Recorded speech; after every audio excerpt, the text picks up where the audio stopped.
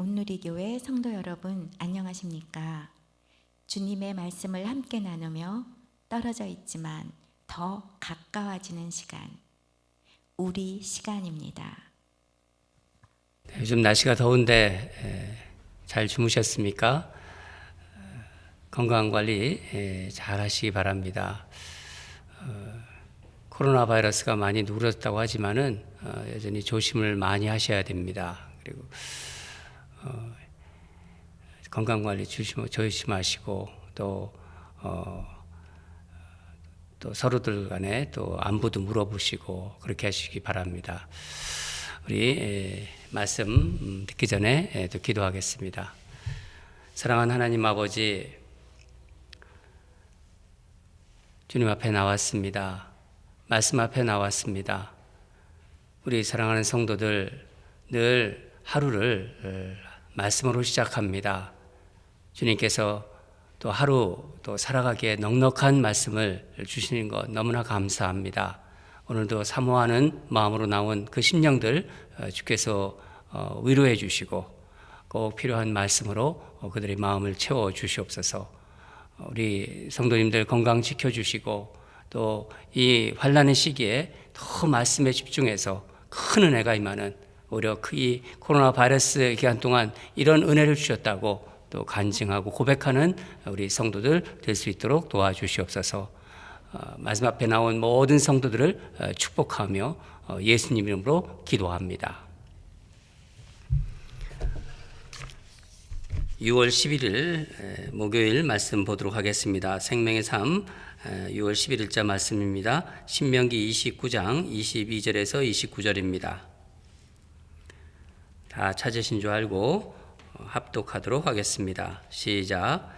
너희 뒤에 일어나는 너희의 자손과 멀리서 오는 객이 그 땅의 재앙과 여호와께서 그 땅에 유행시키시는 질병을 보며 그 온 땅이 유황이 되며 소금이 되며 또 불에 타서 심지도 못하며 결실함도 없으며 거기에는 아무 풀도 나지 아니함이 옛적에 여호와께서 진노와 격분으로 멸하신 소돔과 고모라와 아드마와 스보임의 무너짐과 같음을 보고 물을 것이요. 여러 나라 사람들도 묻기를 여호와께서 어찌하여 이 땅에 이같이 행하셨느냐, 이같이 크고 맹렬하게 노하심은 무슨 뜻이냐 하면, 그때 사람들이 대답하기를 그 무리가 자기 조상의 하나님 여호와께서 그들의 조상을 애굽에서 인도하여 내실 때에 더불어 세우신 언약을 버리고 가서 자기들이 알지도 못하고 여호와께서 그들에게 주시지도 아니한 다른 신들을 따라가서 그들을 섬기고 자란 까닭이라. 이러므로 여호와께서 이 땅에 진노하사 이 책에 기록된 모든 저주대로 재앙을 내리시고 여호와께서 또 진노와 격분과 크게 통한하심으로 그들을 이 땅에서 뽑아내사 다른 나라에 내던지심이 오늘과 같다 하리라. 감추어진 일은 우리 하나님 여호와께 속하였거니와 나타난 일은 영원히 우리와 우리 자손에게 속하였나니 이는 우리에게 이 율법의 모든 말씀을 행하게 하심이니라. 아멘. 오늘 말씀 제목은 우리가 따라가지 말아야 할 것과 붙잡아야 할 것, 이 두 가지를 좀 생각해보는 시간을 좀 가지러 합니다. 제목을 그래서 따라가지 말아야 할 것과 붙잡아야 할 것, 그렇게 정했습니다. 이 제목을 생각하시면서 오늘 말씀을 또 사모하는 마음으로 우리 임하기를 원합니다.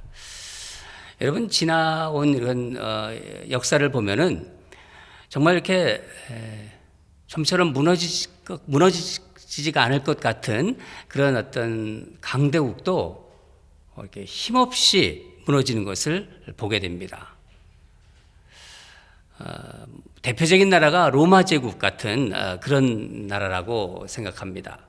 로마는 무너지는데 그렇게 시간이 오래 걸리지 않았습니다. 무너지는 이런 어떤 그 현상들을 보면은요, 전염병이 휩쓸고 가서 국력이 아주 약해집니다. 또 경제력 같은 것들이 아주 급격히 약화되어 가지고 힘을 잃게 되거나 또 그 안에 이제 어떤 국민들 간의 내부 분열이 이제 일어나고 또 갈등이 일어나고 그래서 국가가 이제 막 뿌리채 흔들리기 시작합니다. 이런 것이 어떤 그 몰락의 어떤 징조라고 볼 수 있겠죠. 여러분 영적인 세계에도 비슷합니다. 대단한 어떤 뭐 신앙의 어떤 그 영적인 거장이다. 그렇다 하더라도요. 무너지는 데는요. 그렇게 시간이 오래 걸리지 않습니다. 어떻게 보면 순식간이에요. 사단 마귀가 어떤 신앙인들 또 이런 어떤 그 그리스도인들을 무너뜨리는 데는요. 보통 이렇게 신앙생활을 오래 했다 하더라도 얼마나 걸릴 것 같으세요?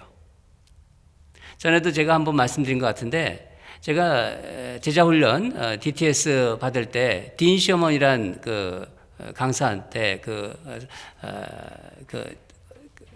강사의 그 강의 시간에 들은 내용인데 아마 책으로도 나왔던 것 같아요. 영적 전쟁이라는 그런 책으로도 나온 것 같은데 그 딘 셔먼 교수는 30초면 된다고 그러더라고요. 대단한 영적 거장도 그냥 무너지는 데는 30초면 된다. 저도 거기에 동의합니다. 목회를 해보니까 제가 알 것 같아요. 쌓아 올리는 데는요 아주 시간이 오래 걸려요. 그렇죠? 그러나 무너지는 데는요 순식간입니다. 오늘 본문을 통해서 그런 점을 좀 생각해 보는 시간을 갖도록 하겠습니다. 모세는 마치 가나안 땅에서 이제 일어날 일들을 훤히 다 내다보는 것 같은 그런 어떤 분위기로 이야기를 하고 있어요. 하나님께서 알려주신 것이죠. 이스라엘 백성들이 하나님의 약속 안에 있지 않으면은 하나님의 진로로 하나님의 이제 어떤 심판이죠. 그걸로 어떻게 된다는 것인가요? 우리 한번 말씀을 읽었지만 다시 한번 읽도록 하겠습니다. 어떤 재앙과 또 어떤 질병이라고 하죠. 여기서 질병을 보면서 그런 것이 일어난다는 거죠. 그러면서 다른 나라 사람들이 물을 거라는 거예요. 우리 22절과 23절을 함께 읽겠습니다. 시작. 너희 뒤에 일어나는 너희의 자손과 멀리서 오는 객이 그 땅의 재앙과 여호와께서 그 땅에 유행시키시는 질병을 보며 그 온 땅이 유황이 되며 소금이 되며 또 불에 타서 심지도 못하며 결실함도 없으며 거기에는 아무 풀도 나지 아니함이 옛적에 여호와께서 진노와 격분으로 멸하신 소돔과 고모라와 아드마와 스보임의 무너짐과 같음을 보고 물을 것이요. 그렇죠? 예. 여기서 너희의 자손이라고 나오죠? 너희의 후손들입니다. 우리 후손들. 그리고 멀리서 오는 먼 땅에서 오는 다 이방인들을 이야기하는 것입니다. 이들이 가나안 땅에서 일어나고 있는 어떤 재앙들 또 질병을 보게 될 것이다. 그런데 가나안 땅이 어떻게 된다는 것입니까? 유황과 소금이 이제 돼가지고 이제 막 불에 타서 한마디로 이제 아주 황폐한 땅이 된다는 겁니다. 그러니까 쓸모없는 땅이 되는 거죠. 젖과 꿀이 흐르는 그 가나안 땅이라고 우리 상징적으로 이렇게 우리가 표현하고 있는데 그 땅이 이렇게 된다는 것입니다. 뭘 심으면은 결실을 맺을 수가 없죠. 당연히 없죠. 예. 땅이 황폐하니까. 땅이 황폐하니까 뿌리지도 못하고 당연히 자라지도 못하고 어떤 풀도 올라오지 못한다는 것입니다. 풀도 나지 않는다는 거예요. 상상해 보세요. 얼마나 황량한 땅이 되겠습니까? 마치 소돔과 고모라와 함께 망한 아드마와 스보임 같이 될 것이다. 그 근처에 있던 아드마와 스보임도 소돔과 고모라가 망할 때 그렇게 멸망되었습니다. 24절을 보면은 여러 나라 사람들이 의아해서 이제 묻게 될 거라는 거예요. 어떻게 저렇게 됐어? 어쩌다가 저렇게 됐어? 그들이 믿는 하나님이 진노하셨대. 하나님을 왜 진노하게 하게 한 거야? 왜 심판받은 거야? 그때 사람들이 이렇게 대답할 것이랍니까? 어떻게 대답할 것이냐면 이렇게 대답할 거라고 말씀이 나옵니다. 우리 25절과 26절을 읽겠습니다. 시작. 그때 사람들이 대답하기를 그 무리가 자기 조상의 하나님 여호와께서 그들의 조상을 애굽에서 인도하여 내실 때 더불어 세우신 언약을 버리고 가서 자기들이 알지도 못하고 여호와께서 그들에게 주시도 아니한 다른 신들을 따라가서 그들을 섬기고 절한 까닭이라. 하나님과의 언약을 저버린 거라는 거예요. 약속을 저버리고 하나님을 섬기고 하나님의 말씀에 순종해야 되는데 이방에 들어가서 오히려 우상을 따라서 섬겼기 때문이라. 여러분, 물론 이 세상에서 일어나는 모든 재앙이 뭐 재앙이나 어떤 질병 이런 것들이 다 하나님의 심판이라고 말할 수는 없습니다. 그러나 세상에 이제 말세가 되어가면서 말세가 이제 점점 되어갈수록 하나님의 어떤 그 질서를 거역하는 것, 순리를 거역하는 것, 하나님을 그리고 떠나 사는 그 인생들이 겪게 되는 그 결과를 보게 될 것입니다. 우리가 읽었지만은 하나님이 정말 크게 진노하시는 이유가 무엇인가요? 여러분, 하나님은 우리 아버지시잖아요. 우리가 사랑하는 하나님은 우리 아버지십니다. 우리 아버지는 다른 자식들에게는요, 화를 내지 않습니다. 그렇죠? 뭐 내 자식이 중요한 거지 다른 자식에게 왜 화를 나겠습니까? 남의 자식인데. 그러니까 하나님이 진노하셨다는 건요, 내 자식에게 화를 내신 거예요. 내 자녀가 잘못된 길을 가려고 하니까, 잘못된 길을 따라가니까 이스라엘 백성들이 하나님을 믿는다고 하면서도 실제로는 그 땅을 주셨는데도 그 땅에 들어가서 이방신을 섬기고 실제로 우상을 따라갔기 때문에 하나님이 진노하실 수밖에 없는 거예요. 내 자식한테. 여러분, 우리가 신앙생활 하면서 이거 잊지 말아야 합니다. 내 마음에 은밀히 내가 하나님을 믿고 있다고 하면서도 예수 그리스도의 제자라고 하면서도 내 마음속에 은밀히 하나님보다 더 사랑하는 것, 더 마음 주고 있는 것, 심지어 나조차도 그걸 몰라요. 나도 모르는데 그걸 누가 하신다고요? 하나님께서 알고 계시다는 그 사실을 우리가 알아야 합니다. 실제로는 하나님보다 그러니까 돈을 더 사랑하는 나의 모습. 하나님보다 자식이 중요하죠. 그렇지만 자식을 더 사랑하는 나의 그런 어떤 그 마음과 행동과 모든 그런 것들. 하나님보다 내 욕심을 자꾸 채우려는 그런 경향들. 하나님보다 어디서든 나를 높이려는 그런 어떤 뭐라고 할까요? 그런 경향, 그런 어떤 성향들. 끊임없이 뭔가 나를 인정받으려는 그런 마음들. 그런 어떤 나를 자랑하려는 그런 마음들. 하나님보다 그저 편안하고 안락한 삶을 추구하려는 그런 마음들.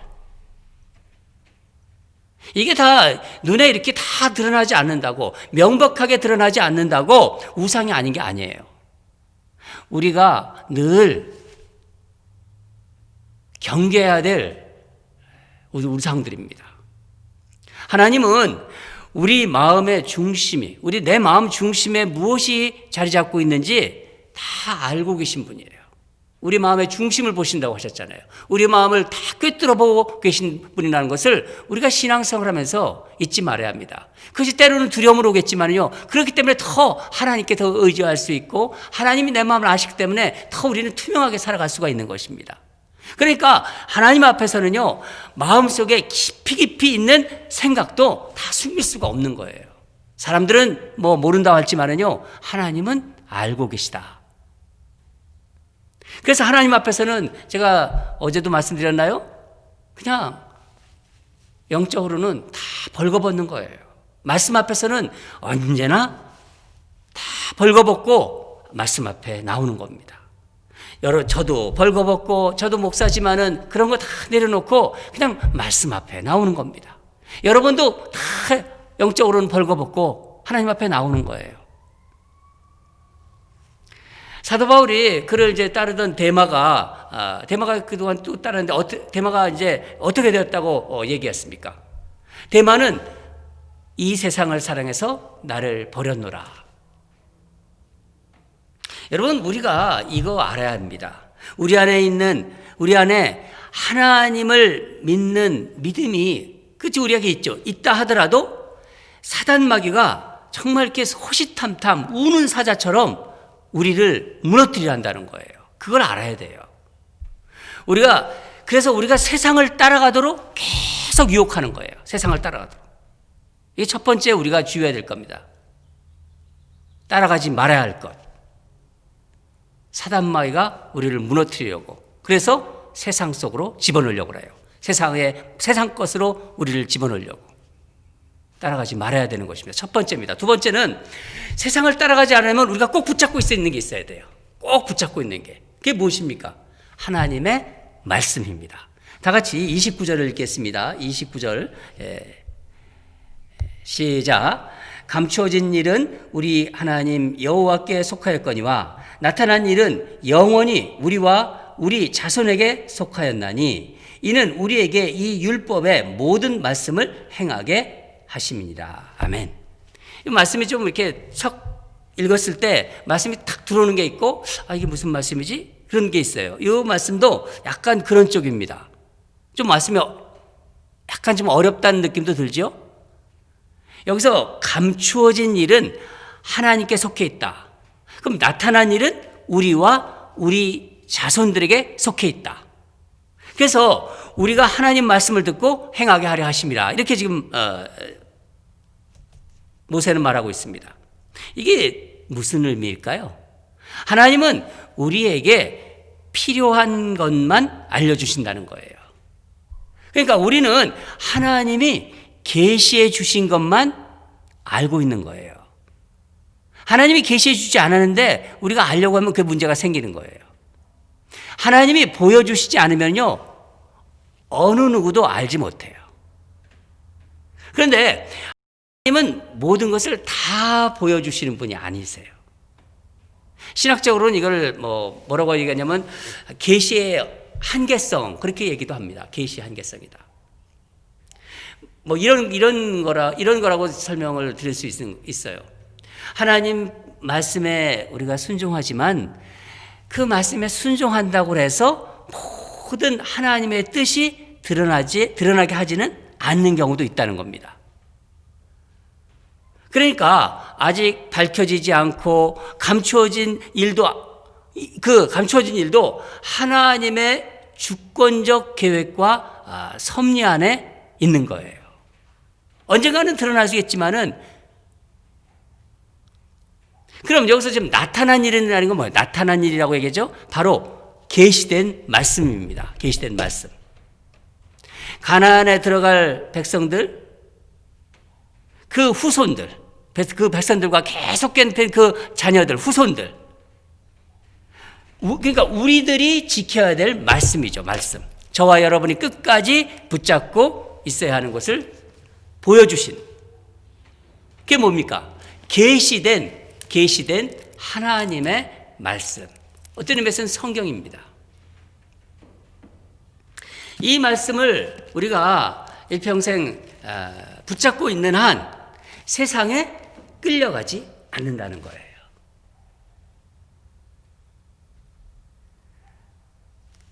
말씀을 붙잡고 있지 않으면 어떻게 될까요?